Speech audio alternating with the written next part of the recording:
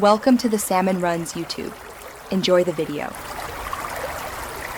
You start by setting the connection to metered so Windows treats it like constrained data. This immediately blocks many background downloads. Once done, pause Windows Update for 7 days and set active hours to avoid unexpected restarts that trigger downloads. Make sure you're signed in with an administrator account before changing firewall or update group policies.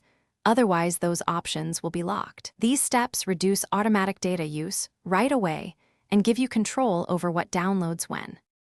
Next, focus on background apps and sync services that quietly consume bandwidth.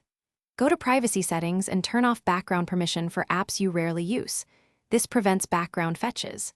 Then, pause or restrict OneDrive syncing and choose only essential folders. That avoids large uploads/downloads.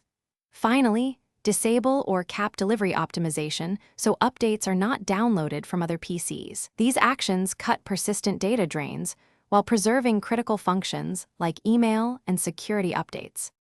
To finish, monitor and fine-tune. Open data usage to identify apps using the most data and uninstall or restrict the culprits.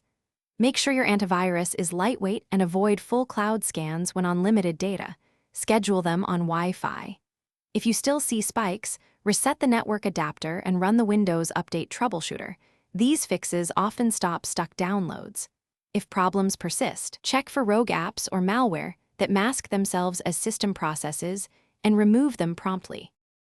Thanks for watching. Consider subscribing if we helped you.